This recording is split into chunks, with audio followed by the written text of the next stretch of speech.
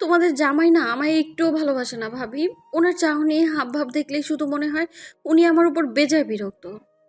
ননদের কথায় বিরক্ত হয়ে চোখ মুখ কুঁচকে নিল শম্পা। ভাবির এমন মুখভঙ্গি দেখেও জ্যোতির কোনো ভাবান্তর হলো না। উদাস কণ্ঠে বলল, আমার কেন জানি মনে হয় আমাকে উনি বিয়ে করতে বাধ্য হয়েছেন। হয়তো কেউ জোর করে আমার সঙ্গে ওনার বিয়ে দিয়েছে। আচ্ছা ভাবি, উনি কি অন্য কাউকে ভালোবাসে? শম্পা এবার মুখ খুলল, কর্কশ কণ্ঠে বলল, তোর স্বামী কি বাচ্চা ছেলে নাকি? এত বড় ছেলেকে জোর করে বিয়ে দেওয়ার সাধ্য কার আছে শুনি? তাহলে উনি কেন আমার সঙ্গে ঠিক করে কথা বলে না, আমায় কেন ভালোবাসে না? বিয়ের 1 বছর হয়েছে, যতবার আসিস এই এক কথায় বারবার বলতে বলতে আমার কানটা নষ্ট করে দিস। আচ্ছা, এসব আমায় বলে কি লাভ? সরাসরি তোর স্বামীকে জিজ্ঞেস করলেই তো হয়। জ্যোতি মন খারাপ করে বলল, অনেকবার ভেবেছিলাম প্রশ্নগুলোর উত্তর জানতে চাইবো, কিন্তু ওনার সামনে গেলেই না আমার ভয় করে সব কথা অগোছালো হয়ে যায়। শম্পা আর কথা বাড়ালো না, নিজের কাজে মন দিল। তরকারি কাটা শেষে রান্না বসালো চুলায়। ভাবির নীরবতা দেখে জ্যোতি উঠে গেল সেখান থেকে। জোহরের আজান দিয়েছে, তাই গোসল সেরে নামাজ পড়তে গেল। নামাজ শেষে মায়ের ঘরে এলো। জায়দা খাতুন শুয়ে আছেন বিছানায়। কয়েক বছর ধরেই প্যারালাইজড হয়ে বিছানায় পড়ে আছেন তিনি। মুখ বেঁকে গেছে, একা একা চলাফেরাও করতে পারেন না। শুয়ে বসেই দিন কাটে ওনার। অস্পষ্ট শব্দে মেয়ের উদ্দেশ্যে প্রশ্ন করলেন, ওই বাড়ির কারো লগে কি ঝামেলা হয়েছে? ফিরবি কবে? জামাই অহনো আহে নাই? জ্যোতি উদাস ভঙ্গিতে জানালার ধারে চলে গেল। গ্রিল ধরে দাঁড়িয়ে বাইরের দিকে দৃষ্টি স্থির করল। মায়ের প্রশ্নের উত্তরে বলল, কার সঙ্গে ঝামেলা হবে মা? আমি নামক মানুষটার অস্তিত্ব কি কারো কাছে আদৌ আছে? আর তোমার জামাই, ওনার তো অনেক কাজ মা, অনেক ব্যস্ত মানুষ উনি। ওনার ফেরার সময় কোথায় বলো? ফোন দে একটা। জ্যোতি মুচকি হাসল, যেই হাসিতে অনেক না পাওয়া দুঃখ বেদনা ভর করছে। চোখ দুটো হয়ে গেছে পানিতে টুইটুম্বর। কাঠের আলমারির উপর রাখা বাটন মোবাইলটির দিকে একবার তাকিয়ে দৃষ্টি সরিয়ে নিল। ক্লাস 3-তে পড়া এক বাচ্চা মেয়েকে 3 মাস টিউশন করানোর টাকা দিয়ে এই মোবাইলটি কিনেছিল জ্যোতি, তাও আবার বিয়ের আগে। বর্তমান যুগে মোবাইল ছাড়া কি আর চলে? অ্যান্ড্রয়েড মোবাইল কেনার সামর্থ্য ছিল না জ্যোতির, তাই নিজের সামর্থ্য অনুযায়ী এই মোবাইলটাই কিনেছিল সে। অনেকদিন ধরে মোবাইলে রিচার্জ করা হয় না, রিচার্জ করার দরকারও হয় না। কার সঙ্গেই বা কথা বলবে? একটা সময় অনেক বান্ধবী ছিল জ্যোতির, কিন্তু সময়ের পরিক্রমায় এখন আর তাদের সঙ্গে যোগাযোগ নেই। তারাও খোঁজ নেয় না, তাই জ্যোতিও আগ বাড়িয়ে আর কারোর সাথে কথা বলে না। চোখের কার্নিশ বেয়ে পানি গড়িয়ে পড়ল জ্যোতির। তার দৃষ্টি, তার মুখায়ব দেখে যে কেউ বুঝে ফেলবে তার মনে অনেক দুঃখ। সে দুঃখী একটি মেয়ে, কিন্তু কিসের এত দুঃখ তার? খোলা আকাশের দিকে তাকিয়ে জ্যোতি বলল, জানো মা, মাঝে মাঝে না আমার মনে হয় আমি সম্ভবত খুব ছোট্ট কিছুর জন্য মারা যাব। মেয়ের এমন কথায় আঁতকে উঠলেন জায়েদা খাতুন।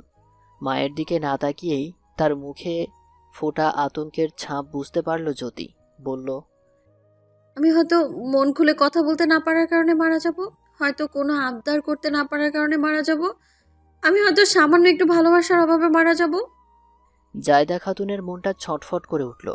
মেয়ের উদ্দেশ্যে কিছু হয়তো বলতে যাচ্ছিলেন, তখনই ঘরে আগমন ঘটে শম্পার। বিছানার একপাশে খাবারের প্লেট আর গ্লাস রেখে বলল, মাকে খাবার আর ওষুধ খাইয়ে নিজের হাতে খেতে আয় জ্যোতি। আলগোছে চোখের পানি মুছে জানালার কাছ থেকে সরে এলো জ্যোতি। হাত ধুয়ে ভাত মাখিয়ে মায়ের মুখের কাছে এক লোকমা ধরতেই তিনি ভ্রুকুচকে প্রশ্নবিদ্ধ দৃষ্টিতে মেয়ের দিকে তাকালেন। ছোট থেকেই মায়ের চাউনি অঙ্গভঙ্গি দেখেই মায়ের অব্যক্ত কথা বুঝতে পেরে যেত জ্যোতি। হেসে মায়ের উদ্দেশ্যে বলল, কিছু হয়নি মা, আমাকে নিয়ে চিন্তা করো না, আমি যে খুব সুখে আছি। জায়দা খাতুন নিশ্চিন্ত হলেন। পরক্ষণেই কিছু একটা মনে পড়ে গেল ওনার। প্রশ্ন করলেন, তাহলে অমন একটা কথা কেন বললি? ভেতরে হাজারো যন্ত্রণা জমিয়ে রেখে সবার সামনে কি সুন্দর হাসতে পারে জ্যোতি? সবসময় সবার সামনে ঠোঁটের কোণে নির্মল হাসি ঝুলে থাকে তার। এই হাসির কারণেই হয়তো কেউ তার ভেতরের দহন টের পায় না। জ্যোতি উত্তরে বলল, এমনি বলেছি মা, এবার খাবার দাও তো তাড়াতাড়ি, আমার তো অনেক খিদে পেয়েছে। মেয়ের কথায় লজ্জা পেলেন জায়দা খাতুন। প্যারালাইজড হওয়ার পর থেকে কোনো কাজই তিনি করতে পারেন না, খাবারটাও খেতে পারেন না। বিয়ের আগে জ্যোতি এই দায়িত্বটি পালন করত, কিন্তু জ্যোতির বিয়ে হবার পর থেকে পুত্রবধূ ওনাকে নিজ হাতে খাইয়ে দেয় আর রাতে ছেলে বাড়ি ফিরে মায়ের প্রতি এই দায়িত্বটা পালন করে। প্লাস্টারহীন ছোট্ট একটা ইটের বাড়িতে থাকলেও দুবেলা ডাল ভাত খাওয়ার পরেও মনে ওনার কষ্ট নেই। এই ছোট্ট কুটিরেই যেন পৃথিবীর সব সুখ এসে ঠাঁই করে নিয়েছে। জায়দা খাতুনকে খাইয়ে ঘর থেকে বের হলো জ্যোতি। শম্পা খাবার বেড়ে রেখেছে, সেখানে বসেই নিজের ছোট ছেলে মিহাদকে খাইয়ে দিচ্ছে। জ্যোতিকে দেখে মিহাদ বলে ওঠে, মা মা ফুফি আসছে মা। জ্যোতি পাটিতে বসল। মিহাদের কথাগুলো এখনো সম্পূর্ণ স্পষ্ট আর শুদ্ধ হয়নি। শম্পা আরেক লোকমা খাবার তুলে মিহাদের মুখের দিকে ধরতেই মিহাদ মুখ সরিয়ে নিয়ে বায়না ধরে বলল, আমি ফুফির হাতে খাবো মা। ছেলের কথায় বিরক্ত হলো শম্পা, ধমক দিয়ে বলল, কোনো বায়না নয়, আমার হাতেই চুপ করে খেয়ে নে। মায়ের কথা শুনল না মিহাদ, দৌড়ে এসে জ্যোতির কোলে বসল। জ্যোতি বলল, থাক না ভাবি, ও না হয় আজ আমার হাতেই খাক, তুমিও খেতে বসো। শম্পা আর দ্বিমত করল না, প্লেটে ভাত নিয়ে নিচে খেতে লাগলো আর জ্যোতি যত্ন সহকারে মিহাদকে খাওয়াতে লাগলো। এক পর্যায়ে মিহাদ উঠে গেল, বলল, আর খাবো না মা, মুখ ধুয়ে দাও ফুফি। পাশ থেকে একটি বাটি নিয়ে তার মধ্যে হাত ধুয়ে মিহাদের মুখ মুছিয়ে দিল জ্যোতি। মিহাদ দৌড়ে চলে গেল। জ্যোতি এবার নিজের খাওয়ায় মনোনিবেশ করল। বারবার জ্যোতির দিকে আর চোখে তাকাচ্ছে শম্পা। ভাবির এমন চাহনি দেখে খাওয়ার ফাঁকে জ্যোতি শুধালো, কিছু বলবে ভাবি? বলতে তো অনেক কিছুই চাই। বলো তাহলে। খানিকটা সময় নিয়ে শম্পা বলতে লাগলো, তোর ভাইয়ের ছোট্ট একটা মুদির দোকান, ওই মুদির দোকানের থেকে যা আয় হয় তাই দিয়েই মায়ের চিকিৎসা, ছেলে মেয়ে দুটো লেখাপড়া আর সংসারও চলে। মিহাদও বড় হয়ে যাচ্ছে, বছর ঘুরলে ওকেও তো স্কুলে ভর্তি করতে হবে। তার উপর অনেক টাকা খরচ করে তোকে বিয়ে দিয়েছি। মানুষের কাছ থেকে ঋণ নিতে হয়েছে, সেই ঋণ এখনো পুরোপুরি শোধ করা হয়নি। বাজারে দ্রব্যমূল্যের দাম অনেক চড়া। এক হাতে তোর ভাইকে সংসার চালাতে কত হিমশিম খেতে হয়, সবই বুঝিস তুই। খাওয়া বন্ধ হয়ে গেল জ্যোতির। পূর্ণ দৃষ্টিতে তাকিয়ে আছে শম্পার দিকে। শম্পা আবারও বলল, 2 দিন পর পর শ্বশুরবাড়ি ছেড়ে ভাইয়ের বাড়ি এসে পড়ে থাকলে হবে? সব সময় তো আর তোকে খালি হাতে পাঠাতে পারি না। এত কিছু কোত্থেকে জোগাড় করবো বলতো? খাওয়া থেমে গেল জ্যোতির। লজ্জাবোধ হচ্ছে তার। ভাবির থেকে দৃষ্টি সরিয়ে নিল। শম্পা বলল, আমার শ্বশুর তো তার বউ আর ছোট ছোট ছেলেমেয়ে রেখে ঠিকই আরেক জায়গায় বিয়ে করে নিয়ে শান্তিতে সংসার করছেন। সম্পত্তি তো দূরে থাক, ছেলেমেয়ের দায়িত্ব পর্যন্ত নিলেন না। মা কষ্ট করে তোদের বড় করেছে, তোর ভাই তোকে ভালো ঘরে বিয়ে দিয়েছে। বিয়ের পর শ্বশুরবাড়ি তো মেয়েদের আসল ঠিকানা। এভাবে এখানে পড়ে থাকলে আশেপাশের লোকজন তো মন্দ কথা বলবে। কাল তো পাশের বাসার চাচি সরাসরি জিজ্ঞেস করলেন, জ্যোতি কি শ্বশুরবাড়ি থেকে একেবারে চলে এসেছে? জামাই কি ছেড়ে দিল নাকি ওকে? জ্যোতি নিশ্চুপ হয়ে আছে। শম্পা আবারও বলল, সময় থাকতে থাকতেই নিজের সংসার নিজে বুঝে নে। তোর স্বামীকে বল তোকেও যেন তার সঙ্গে করে নিয়ে যায়। অযথা শ্বশুরবাড়িতে পড়ে থাকবি কেন? তুই বলতে না পারলে আমি তোর ভাইকে বলে তোর শাশুড়ি কিংবা তোর স্বামীর সঙ্গে কথা বলতে বলি। জ্যোতি খাওয়া ছেড়ে উঠে দাঁড়ালো। চড়ানো কণ্ঠে বলল, দরকার নেই ভাবি, আমি আজ বিকেলেই চলে যাব। কথাটি বলেই ঘরে চলে গেল জ্যোতি। চোখের পানি আর বাঁধ মানছে না। পৃথিবীতে সব সহ্য করা গেলেও কাছের মানুষের জীবনে বোঝা হয়ে থাকার মতো বড় দুঃখ কষ্ট হয়তো আর দ্বিতীয়টি নেই। জ্যোতি যখন জায়দা খাতুনের গর্ভে বেড়ে উঠেছিল তখন জ্যোতির বড় ভাই জাহিদের বয়স ছিল মাত্র 6 কিংবা 7। ওদের বাবা ছিলেন একজন প্রবাসী। একটা সময় তাদের বাবা মিজান উদ্দিন বাড়িতে টাকা পাঠানো বন্ধ করে দেয়। জায়দা খাতুন যেন সন্তানদের নিয়ে অথই সাগরে ভেসে যাচ্ছিল। একদিক দিয়ে অসুস্থতা, সংসার, আরেক দিক দিয়ে স্বামীর চিন্তা, অর্থ সংকট। জায়দা খাতুনের শ্বশুর শাশুড়ি স্পষ্ট জানিয়ে দিয়েছিলেন তাদের হাতে কোনো টাকা পয়সা নেই, তারা পুত্রবধূ এবং নাতি নাতনিদের কোনো খরচ বহন করতে পারবে না। তখন বাধ্য হয়েই বাপের বাড়ি গিয়ে ওঠেন জায়দা খাতুন। বাবা ওনার বছর 2 আগেই মারা গিয়েছিলেন। মাকে ভাইরা খাওয়ায় পড়ায়। বোনের এমন অবস্থায় জায়দা খাতুনের ভাইরা স্পষ্ট বলে দিয়েছিল ওনারা বোনের দায়িত্ব নিতে পারলেও বোনের সন্তানের দায়িত্ব নিতে পারবে না।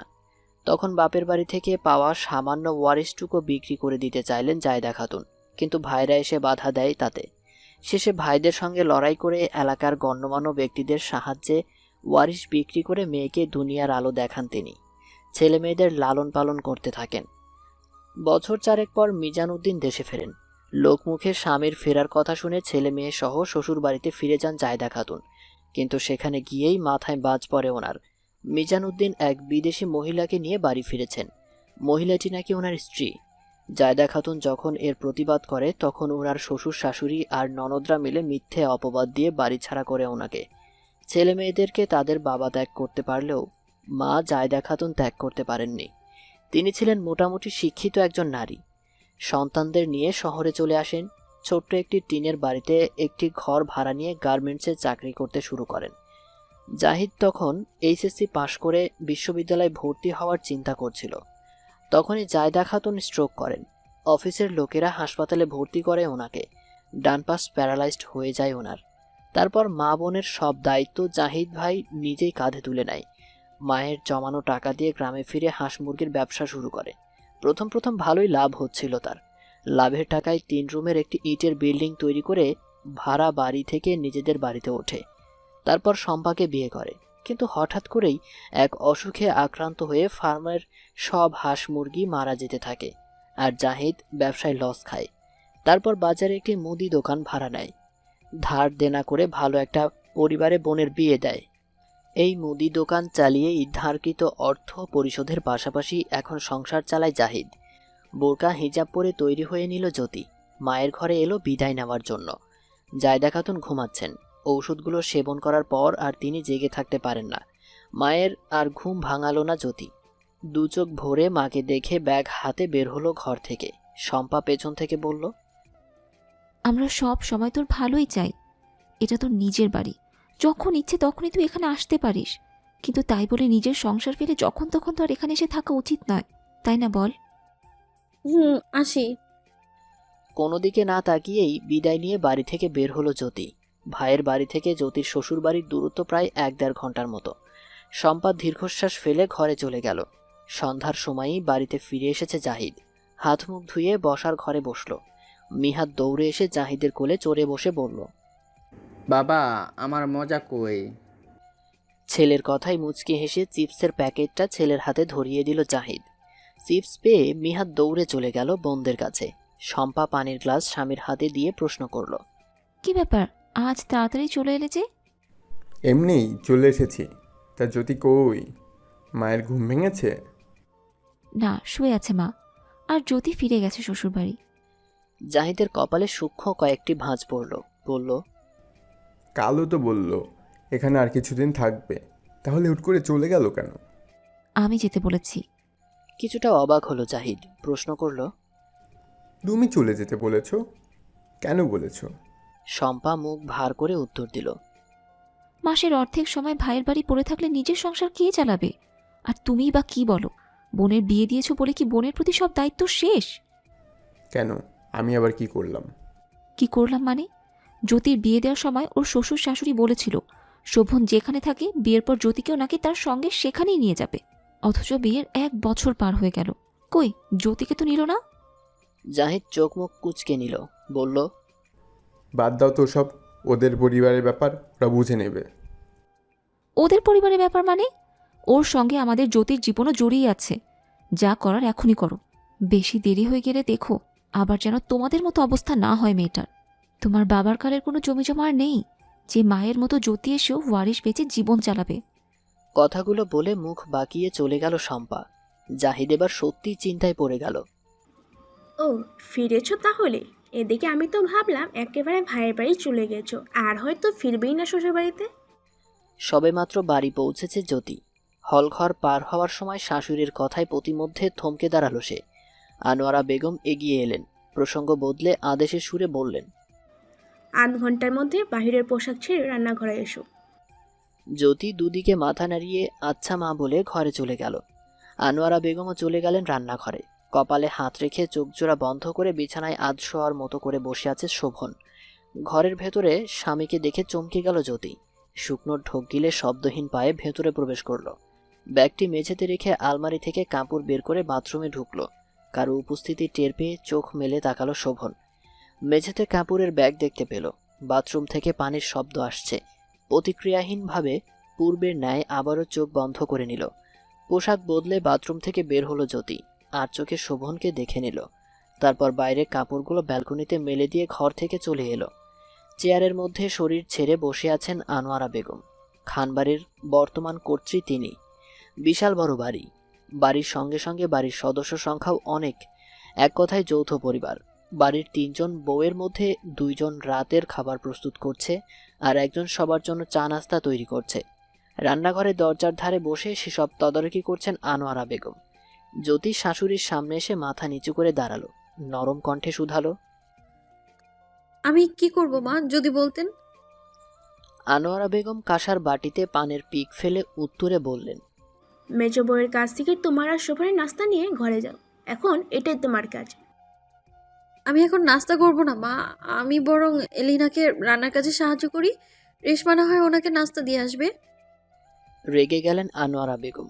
রাগ প্রকাশ না করে স্বাভাবিকভাবে বললেন, সংসারে পা দিলা এই তো কয়দিন আগে, এখনই শাশুড়ির মুখে মুখে কথা বলা শিখে গেছো? আনোয়ারা বেগমের শান্ত গলায় বলা কথাটি কানে যেতেই ভয় পেয়ে গেল জ্যোতি।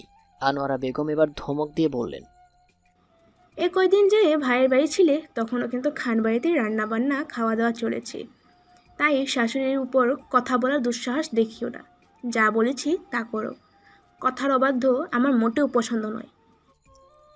জ্যোতি আর কিছু বলার সাহস পেল না। রান্নাঘরের ভেতরে ঢুকলো। এবাড়ির মেজ বউ নীলা একটি ট্রেতে 2 কাপ চা আর চানাচুর বিস্কিট সাজিয়ে জ্যোতির হাতে দিল। জ্যোতি ট্রে নিয়ে ঘরের দিকে হাঁটা ধরল। আনোয়ারা বেগমের ছোট জা আবেদা বেগমের একমাত্র পুত্রবধূ হচ্ছে নীলা। আনোয়ারা বেগমের 2 ছেলে 2 মেয়ে। একটা মেয়ে সবে ক্লাস 10-এ পড়ে, আর একটা মেয়ের বিয়ে হয়ে গেছে। তার ঘরে একটা ছেলেও আছে। শোভন হচ্ছে ওনার বড় ছেলে। ঘরে প্রবেশ করলো জ্যোতি। শোভন আগের মতোই শুয়ে আছে। জ্যোতি বিছানার একপাশে ট্রে রেখে বসলো। তাতেও শোভনের কোনো হেলদোল নেই। শোভনের এমন আচরণে মনে এক অজানা কষ্ট হানা দিল জ্যোতির। দৃষ্টি তার শোভনের দিকে। খানিকক্ষণ বাদে চোখ বন্ধ করেই শোভন শুধালো, তাকিয়ে আছো কেন? কিছু বলবে? ভরকে গেল জ্যোতি। একটা প্রশ্ন মাথায় এলো। ওনার তো চোখ বন্ধ, তাহলে জানলেন কিভাবে যে আমি ওনার দিকেই তাকিয়ে আছি? ভাবনার মধ্যেই শোভন আবারও বলল, কি হলো? মা নাস্তা পাঠিয়েছেন। রেখে চলে যাও, এভাবে তাকিয়ে থাকতে হবে না। লজ্জা পেল জ্যোতি। নিজের চায়ের কাপটা হাতে নিয়ে বসা থেকে উঠে ব্যালকনিতে চলে গেল। ঘড়িতে এখন সন্ধ্যা 7টা বেজে 4 মিনিট। বাহিরে অন্ধকার। আজ 3টে দিন হলো বসন্তের আগমন ঘটেছে। মৃদু ঠান্ডা হাওয়া বইছে বাহিরে। খোলা চুলগুলো উড়ে উড়ে চোখে মুখে এসে পড়ছে। এই পরিবেশটা, এই মুহূর্তটা কেন জানি বেশ ভালো লাগছে জ্যোতির। চায়ের কাপে চুমুক দিতে দিতে মুহূর্তটি অনুভব করতে ব্যস্ত সে। এ সময় হুট করেই মনের মধ্যে একটি গানের লাইন উদয় হলো। চোখজোড়া বন্ধ করে গুনগুন করে গাইতে লাগলো। সে কি দেখতে পেয়েও পায় না, নাকি দেখতে আমায় চায় না, তবুও সুযোগেরা দেয় তারই ঘরে ঢুক। কে দেখতে পায় না তোমায়? তার কি চোখ নেই যে এত বড় একটা মেয়েকে দেখতে পায় না? পুরুষালী কণ্ঠের কথাটি শুনে জ্যোতির ভীতু মন কেঁপে উঠল। শোভন হাত ভাঁজ করে বারান্দার দরজায় হেলান দিয়ে দাঁড়ালো। লজ্জায় চোখে মুখে রক্তিম আভা ফুটে উঠেছে জ্যোতির। মনে মনে ভাবছে, আমি যে গান গাইছিলাম তা কি উনি শুনে ফেলেছেন? জ্যোতির নীরবতায় বিরক্ত হলো শোভন। বুঝতে পারলো তার স্ত্রী লজ্জা পাচ্ছে। গম্ভীর কণ্ঠে বলল, ট্রেটা রান্নাঘরে রেখে এসো। হাঁপ ছেড়ে বাঁচল জ্যোতি। কোনো দিকে না তাকিয়ে দ্রুত শোভনের পাশ কাটিয়ে বারান্দা থেকে চলে গেল। শোভন দীর্ঘশ্বাস ফেলে দরজার কাছ থেকে বারান্দায় গিয়ে দাঁড়ালো। পকেট থেকে সিগারেটের প্যাকেট বের করে সিগারেট ধরালো। আবারও শাশুড়ির মুখোমুখি হলো জ্যোতি। আনোয়ারা বেগম পুত্রবধূকে পর্যবেক্ষণ করে বললেন, আবারও এখানে এসে দাঁড়িয়ে আছো কেন? নাস্তা শেষ, এবার কি করবো মা, যদি বলতেন। ঘরে যাও। মুখ ভার হলো জ্যোতির। যতই শোভনের থেকে দূরে দূরে থাকতে চায়, ততই যেন তার শাশুড়ি মা তাকে পেছন থেকে ঠেলে সামনের দিকে এগিয়ে দেয়। নিজের শাশুড়ি মারা যাওয়ার পর থেকে এই বাড়ির কর্ত্রী হয়েছেন আনোয়ারা বেগম। ওনার কথার বিপরীতে কথা বলার সাহস এ বাড়িতে কারোরই নেই। মলিন মুখে আবারও ঘরে চলে এলো জ্যোতি। ঘর ফাঁকা। বুঝতে পারল শোভন এখনো বারান্দায় দাঁড়িয়ে আছে। বারান্দা থেকে এক বিদঘুটে গন্ধ আসছে। জ্যোতি এগিয়ে গেল বারান্দার দিকে। শোভনকে সিগারেট খেতে দেখে বেশ অবাক হলো। বেশ কয়েকদিন হলো তাদের বিয়ের 1 বছর পূর্ণ হয়েছে, অথচ শোভনের এমন একটি বদঅভ্যাসের কথা জানা ছিল না তার। জানার কথাও অবশ্য নয়। শুধু এই কথাটি কেন, শোভন সম্পর্কে কিছুই যে জানা নেই জ্যোতির, কারণ শোভন সেই সুযোগটাই তাকে দেয়নি। ছোটবেলা থেকেই মা আর ভাইয়ের কষ্ট দেখে জ্যোতিরও ইচ্ছে করত একদিন পড়ালেখা শেষ করে বড় একটা চাকরি করবে, আর তারপর সংসারের দায়িত্ব নিবে, মা আর ভাইয়ের সব কষ্ট দূর করে দিবে। কিন্তু জ্যোতি তার সেই ইচ্ছেটা পূরণ করতে পারেনি। এইচএসসি পরীক্ষা শেষ হতে না হতেই তার জন্য বিয়ের সম্বন্ধ আসে। ছেলে এবং ছেলের পরিবার ভালো হওয়ায় জাহিদার দেরি করতে চায়নি। মায়ের সম্মতি নিয়ে ধুমধাম করে বোনের বিয়ে দিয়ে দেয় শোভনের সঙ্গে। শোভন চাকরির সূত্রে চট্টগ্রাম থাকে। বিয়ের সপ্তাহখানেক পরেই নববধূকে রেখে নিজের কর্মস্থলে ফিরে যায়। এই দূরত্বের কারণেই শোভন সম্পর্কে জ্যোতির জানার পরিধিটা কম। তাদের মনের দূরত্বটাও হয়তো অনেক। জ্যোতি নরম স্বরে বলল, ধূমপান করা স্বাস্থ্যের পক্ষে ক্ষতিকারক। এগুলো কেন খান? কি বিচ্ছিরি গন্ধ, ইয়াক। জ্যোতির কণ্ঠস্বর শুনতেই হাতের অর্ধ খাওয়া সিগারেটটা দ্রুত ফেলে দিল শোভন। এমনভাবে ঘরে এলো যেন এখানে যে কেউ একজন আছে তা দেখতেই পায়নি। যতবার শোভন বাড়িতে ফিরে ততবারই জ্যোতিকে সে এভাবেই উপেক্ষা করে আসছে। মাঝে মাঝে জ্যোতির খুব ইচ্ছে করে শোভনকে প্রশ্ন করতে, কেন আমার সঙ্গে এমন ব্যবহার করেন? কেন আমায় ভালোবাসেন না?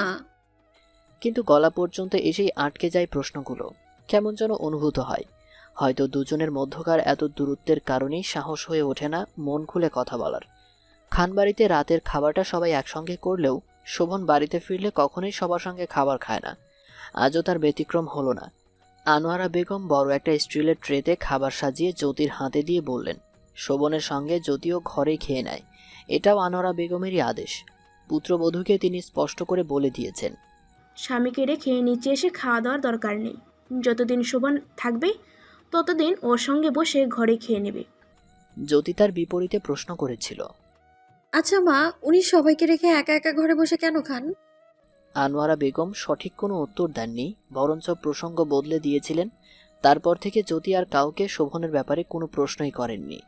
শোভন নামক পুরুষটি তার কাছে বরাবরই কেমন এক রহস্যময় মানবের মতো। শোভন আজ বিকেলেই বাড়ি ফিরেছে, তাই আনোয়ারা বেগমের তত্ত্বাবধানে শোভনের পছন্দের সব খাবার রান্না করা হয়েছে। রাতের খাবার খেয়ে বিছানায় এসে লম্বা হয়ে শুয়ে পড়ল শোভন। জ্যোতি এঁটো বাসন নিয়ে নিচে রাখতে গেল, তারপর ইচ্ছে করে একটু সময় নিয়ে ঘরে এলো। ভাইয়ের বাড়ি থেকে ফিরে একটুও শুতে পারেনি সে। এখন বেশ ক্লান্ত লাগছে।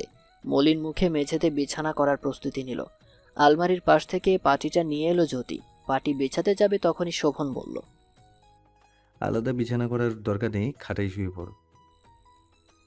চমকে গেল জ্যোতি। শোভন বাড়িতে ফিরলে জ্যোতি নিচে বিছানা করেই ঘুমায়, তবে নিজের ইচ্ছায় নয়, বরং শোভনের ইচ্ছায়। শোভন স্পষ্ট করেই একদিন বলে দিয়েছিল জ্যোতিকে, তোমার সঙ্গে এক বিছানায় ঘুমানোর আমার পক্ষে আছে। জ্যোতি দাঁড়িয়ে দাঁড়িয়ে ভাবছে। ঠিক শুনেছি তো? শোভন ভ্রুকুঁচকে জ্যোতির দিকে তাকালো, বলল, আলোর মধ্যে আমি ঘুমাতে পারি না, দ্রুত লাইট অফ করে শুতে এসো। জ্যোতি এবার নিশ্চিন্ত হলো যে ঠিকই শুনেছে। দ্রুত লাইট নিভিয়ে শোভনের পাশে শুয়ে পড়ল। জ্যোতি শুতেই শোভন বলল, পাশে শুতে দিয়েছি বলে যেন রাতে আবার আমার শরীরে হাত পা উঠিয়ে দিও না, সঙ্গে সঙ্গে নিচে ফেলে দেব। এমন একটি কথায় প্রচণ্ড রাগ হলো জ্যোতির। ইচ্ছে করলো এখনই শোভনের উপর হাত পা উঠিয়ে দিয়ে বলতে, উঠিয়েছি হাত পা, এবার পারলে নিচে ফেলে দেখো। জ্যোতি পারল না সেই কাজটি করতে, তাই দীর্ঘশ্বাস ফেলে চোখজোড়া বন্ধ করে নিল। মুহূর্তেই ঘুম এসে হানা দিল। জ্যোতি পাড়ি দিল ঘুমের রাজ্যে। জানালার কাঁচ ভেদ করে আলো এসে ঘরের অন্ধকার দূর করে দিয়েছে। পিটপিট করে তাকিয়ে পুরো ঘর পর্যবেক্ষণ করল জ্যোতি। শোভন ঘরে নেই, দরজার ছিটকিনিও খোলা। শোয়া থেকে উঠে দেয়াল ঘড়ির দিকে তাকালো। 7টা বেজে 13 মিনিট। জিভে কামড় দিয়ে জ্যোতি দ্রুত বিছানা ছেড়ে বাথরুমে চলে গেল ফ্রেশ হতে। মেঝো বউ নীলা এবং ছোট বউ অ্যালিনা মিলে সকালের নাস্তা তৈরি করছে। নাস্তা তৈরি প্রায় শেষের দিকে। একটু সকাল সকালই খানবাড়িতে রান্নাবান্না শুরু হয়ে যায়, কারণ বড়দের অফিস, ছোটদের স্কুল আছে, তারা তো খেয়ে বের হবে। নীলা মুখ ভার করে এলিনার উদ্দেশ্যে বলল, এই বাড়িতে সারাটা দিন শুধু আমাদেরই কাদার মতো খাটতে হয়, এরপরও কারো মন পায় না। আর ওইদিকে বড় বউ শুধু গায়ে হাওয়া লাগিয়ে ঘোরে, বাপের বাড়ি গিয়ে পড়ে থাকে, অথচ কেউ ছুটি বলে না। এলিনা জায়ের সঙ্গে তাল মিলিয়ে বলল, ঠিক বলেছেন ভাবি। তারপরেও মা ওনার বড় বউকে ভালোবাসেন। এখনও বড় বউ নিচে নামেনি, কিন্তু কারো তাতে হেলদোল নেই। ওর জায়গায় আমরা থাকলে দেখতেন কেমন করতো। কথাটি বলে বামে ঘুরতেই এলিনা ভয়ে শুকনো ঢোক গিলল। জ্যোতি দাঁড়িয়ে আছে, ওদের সব কথাই শুনেছে সে। এলিনা আমতামতা করে বলতে লাগলো। আসলে আমি ওভাবে জ্যোতি স্মিত হাসল। এলিনাকে থামিয়ে দিয়ে রান্নাঘরের ভেতরে প্রবেশ করল। বলল, কালো বাড়ি থেকে ফেরার পর অনেক ক্লান্ত লাগছিল, আর রাতেও একটু দেরিতে ঘুমিয়েছিলাম, তাই ঘুম থেকে উঠতেও দেরি হয়ে গেছে। আজকে সন্ধ্যার নাস্তাটা না হয় আমিই তৈরি করে নিব, তোমরা না হয় তখন বিশ্রাম নিও। এলিনা এবং নীলার মুখে কোনো কথা নেই। শোভন ফজরের নামাজ পড়তে মসজিদে গিয়েছিল। নামাজ শেষে চা খেয়ে বাড়িতে ফিরল। ছোট বোন রেশমা এগিয়ে এসে বলল, ভাইয়া, তোমাকে মা দেখা করতে বলেছে। মা কোথায়? ঘরে আছে, তোমাকে ওখানে যেতে বলেছে। রেশমা কথাটি বলে চলে যাচ্ছিল। শোভন পেছন থেকে ডেকে বলল, রেশমা শোন। কি? আসলে রেশমা ভ্রু কুঁচকে নিল। ভাইয়ের দ্বিধান্বিত কথায় কয়েক সেকেন্ড তাকিয়ে তাকে পর্যবেক্ষণ করলো। হুট করেই সবটা বুঝে গেল রেশমা। আশ্বস্ত করে বলল, বাবা বাড়িতে নেই, নাস্তা করি বাজার করতে বেরিয়ে গেছে। ও, বলেই কোনো দিকে না তাকিয়ে আনোয়ারা বেগমের ঘরের দিকে চলে গেল শোভন। আনোয়ারা বেগম দোতলার বারান্দায় বসে পাঞ্জাবি সেলাই করছেন। শোভন দরজায় জোরে জোরে দুইবার কড়া নেড়ে বলল, ভেতরে আসবো? ভেতর থেকে উত্তর এলো, এসো, আমি বারান্দায়। শোভন বারান্দায় চলে এলো। প্রশ্ন করল, পরশু রাতে ফোন করে তাড়াতাড়ি বাড়ি ফিরতে বললেন, অথচ বাড়িতে কিছুই হয়নি। তা কেন ডাকলেন? তা বলার জন্যই এখন ডাকলাম, চেয়ারটাই বসো। শোভন আনোয়ারা বেগমের পাশের চেয়ারে বসল। দৃষ্টি তার মেঝেতে। আনোয়ারা বেগম পানের পিক ফেলে বলার জন্য প্রস্তুত হলেন, বিয়ে করেছো 1 বছর হয়েছে, অথচ বউকে এখানে রেখে নিচে এত দূরে পড়ে আছো কেন? বিয়ে কি আমাদের জন্য করেছো নাকি নিজের জন্য করেছো? আনোয়ারা বেগমের কথায় ভড়কে গেল শোভন। উত্তরে কিছু একটা বলতে যাবে তার আগেই তাকে থামিয়ে দিয়ে আনোয়ারা বেগম আবারও বললেন, এবার আর তুমি একা ফিরছো না, বড় বউকে সঙ্গে নিয়ে তারপর ফিরবে। শোভন ঘোর প্রতিবাদ করে বলল, এটা কিন্তু কথা ছিল না। আমি কখনোই চাইনি আমার এই অগোছালো জীবনের সঙ্গে কাউকে জড়াতে, কিন্তু আপনি আমায় বাধ্য করেছেন বিয়েটা করতে। এখন আবার তাকে সঙ্গে করে নিয়ে যেতেও হবে? মানুষ কখনো একা থাকতে পারে না, প্রতিটি মানুষেরই একজন সঙ্গীর প্রয়োজন হয়। তুমি মানো বা না মানো, তুমি আমার বড় ছেলে, তোমার প্রতি আমার দায়িত্ব আছে।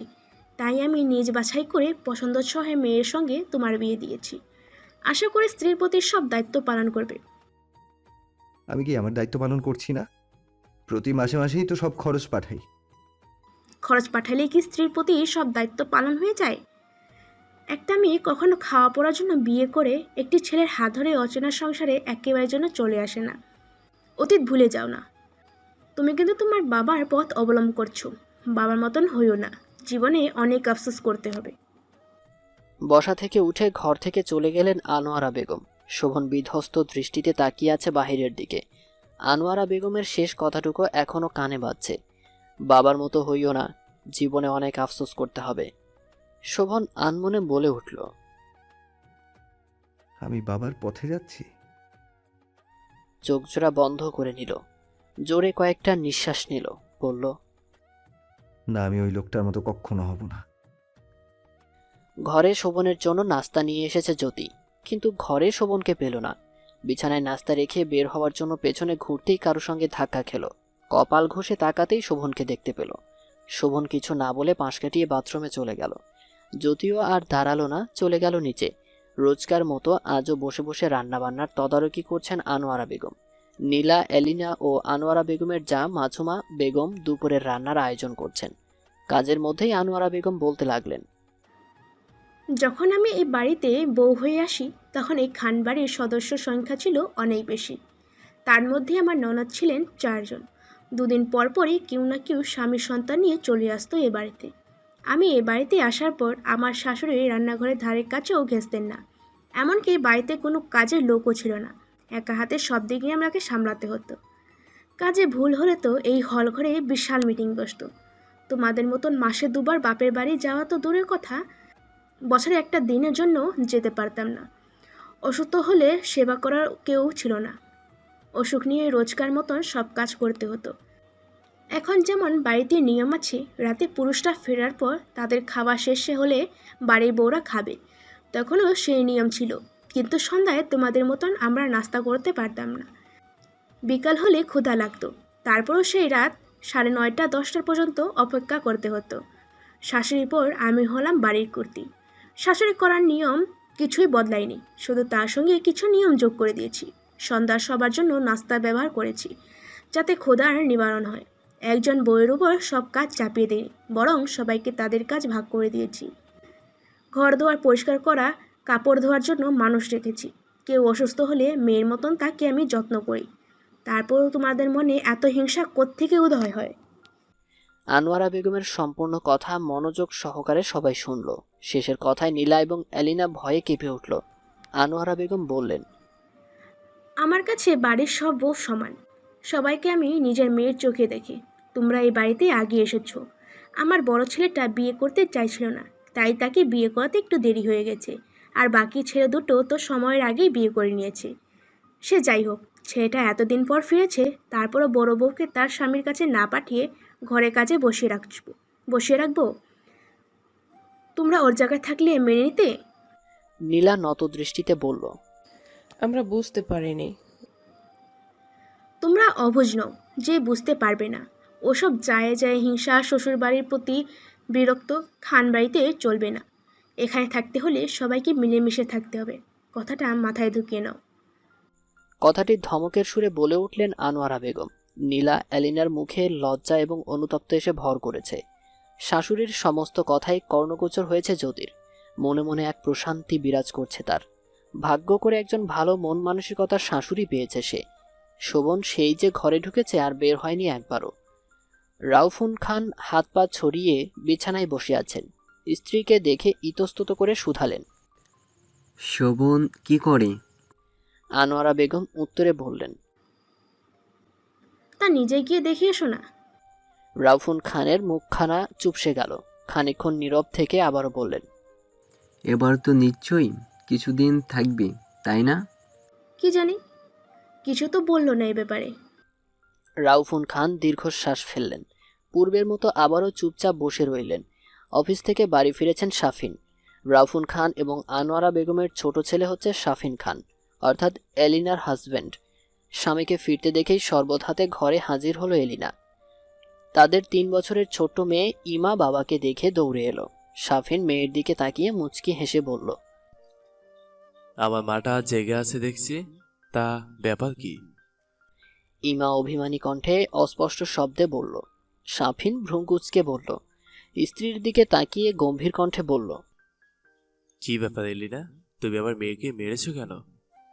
এলিনা শরবতের গ্লাস সাফিনের দিকে দিয়ে বলল, মেরেছে তো সেই দুপুরে। গোসল করতে কি পানি নিয়ে খেলছিল? পানি নিয়ে খেলে ঠান্ডা লেগে যাবে না বলো তো, তাই মেরেছি। শাফিন এক চুমুকে গ্লাসটির শরবত খেয়ে নিল।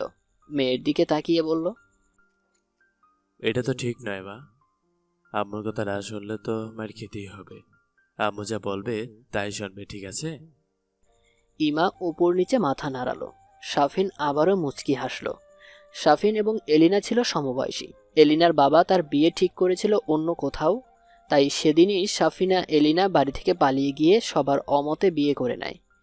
ছেলের এমন একটি কাজে রাউফুন খান ছেলে এবং ছেলের বউকে বাড়ি থেকে বের করে দিয়েছিলেন। ছেলেকে করতে চেয়েছিলেন ত্যায্য, কিন্তু আনোয়ারা বেগম তৎক্ষণাৎ ছেলের পাশে দাঁড়ান, স্বামীকে বুঝিয়ে তাদের ঘরে তোলেন। একটা সময় এলিনা পরিবারও তাদের বিয়েটা মেনে নেয়। একমাত্র শোভনের কোনো পছন্দের কিংবা ভালোবাসার কোনো মানুষ ছিল না। লেখাপড়ার কারণে সেই ছোটবেলা থেকেই পরিবার থেকে দূরে থেকেছে শোভন। চট্টগ্রাম বিশ্ববিদ্যালয় থেকে মাস্টার্স শেষ করে ওখানে একটি প্রতিষ্ঠানে চাকরি নেয়। আনোয়ারা বেগম বারবার বিয়ের কথা বলার পরেও তার একই উত্তর ছিল, আমি এখন বিয়ে করছি না, তাই এই ব্যাপারে আর কোনো কথা শুনতে চাই না আমি। কারোর জন্যই কারোর জীবন থেমে থাকে না। শেষে বাধ্য হয়ে আনোয়ারা বেগমের নির্দেশে আবেদা বেগম নিজের ছেলে ইমরানের বিয়ে দেওয়ার চিন্তা ভাবনা করেন। নীলাকে ইমরান আগে থেকেই পছন্দ করত। মায়ের কাছে নিজের পছন্দের কথা বলতেই আবেদা বেগম নীলাকে ছেলের বউ করে ঘরে তুললেন। একসময় বাড়িতে আসাও বন্ধ করে দেয় শোভন। এদিকে বড় ছেলের চিন্তায় রাউফুন খান এবং আনোয়ারা বেগমের চিন্তার শেষ নেই। ছেলের মতের কোনো তোয়াক্কা না করেই ঘটকের সাহায্যে পাত্রী দেখতে বেরিয়ে পড়েন। অবশেষে জ্যোতিকে পছন্দ হয় ওনার। বিয়ের দিন তারিখ ঠিক করে নানান অজুহাত দেখিয়ে শোভনকে ডেকে আনেন বাড়িতে। এ নিয়ে অবশ্য শোভন রাগারাগিও করেছিল, কিন্তু পরিশেষে বাধ্য হয়েই বিয়ের পিঁড়িতে বসতে হয় তাকে। সন্ধ্যার নাস্তা জ্যোতির হাতে দিয়ে আনোয়ারা বেগম বললেন,